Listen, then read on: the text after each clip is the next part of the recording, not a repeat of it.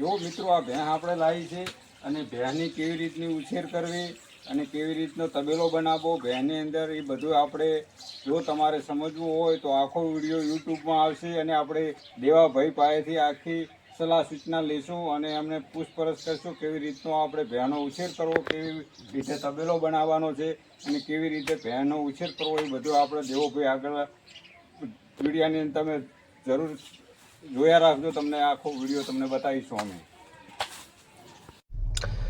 આ વિડીયો એક એવા માધ્યમથી તમને બતાવી રહ્યો છું કે મને જે પરમાત્માએ જે આજ શક્તિ આપી છે એનો હું ઉપયોગ કરી રહ્યો છું.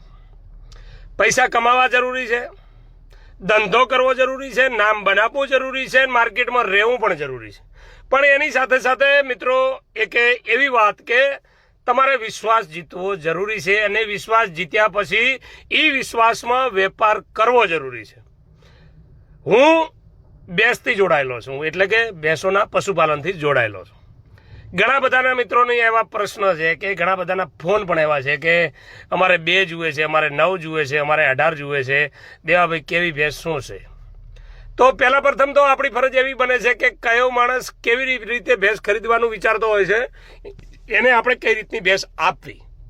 કેમ કે મિત્રો 5 રૂપિયા તમે મોંઘી આપશો એ માણસને મારતી નથી. દાખલા તરીકે તમે લાખ રૂપિયાની ભેંસ લીધી અને તમે 60,000માં આપી એટલે કસ્ટમર એમ કહેશે કે ઓહો 60,000ની ભેંસ બહુ મફત મળી.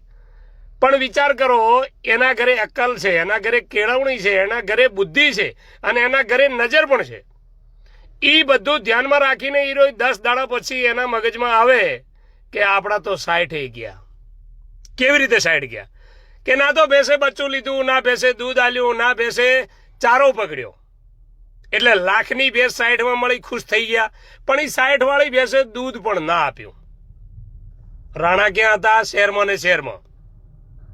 એક સુનાહાર કી, એક લોહાર કી 100 સુનાહાર કી.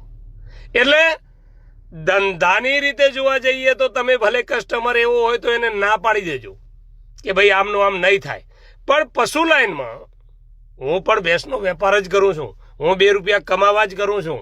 ચોખ્ખું ને ચટ કહું છું ગુજરાતીમાં, હું કોઈ સમાજની સેવા નથી કરતો કે નથી કોઈની સેવા કરતો. ભાઈ હું પણ 2 રૂપિયા કમાવું જ છું.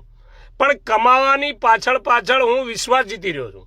વિશ્વાસ જીતવાની પાછળ હું નામ બનાવી રહ્યો છું. નામની પાછળ હું ઈમાનદારી દાખવી રહ્યો છું. કેમ? એકલા હાથે તાળી પડતી નથી. આપણે કહેવતો આપણી છે, સાચી વાત છે. તમે જો એકલા હાથે તાળી પડવા જશો તો ગાંડા થશો યા તો હાથ ભાગશો. કેમ? કે તમારે અક્કલ હોવી જરૂરી છે. એટલે જે નવા પશુપાલકો છે, જે નવો વ્યવહાર કરી રહ્યા છે, જે નવો વેપાર કરી રહ્યા છે, એમને કેળવણી રાખવાની જરૂર છે. મારે સામેલાને કઈ રીતનું પશુ આપવું છે, એનો પરિવાર કેવી રીતનો ચાલશે, એનો પરિવાર કેવી રીતનો મને આશીર્વાદ આપશે અને બીજી વખત એના લીધે બીજા 5 કસ્ટમરો મારી પાસે કેવી રીતે આવશે. જેટલી ઘડા તમે ધંધાની લાઈનમાં વિશ્વાસ નહીં જીતો એટલી ઘડા અધૂરા છો. આ 2 ગાડી ભરી છે તમારા લીધે, તમારા આશીર્વાદના લીધે.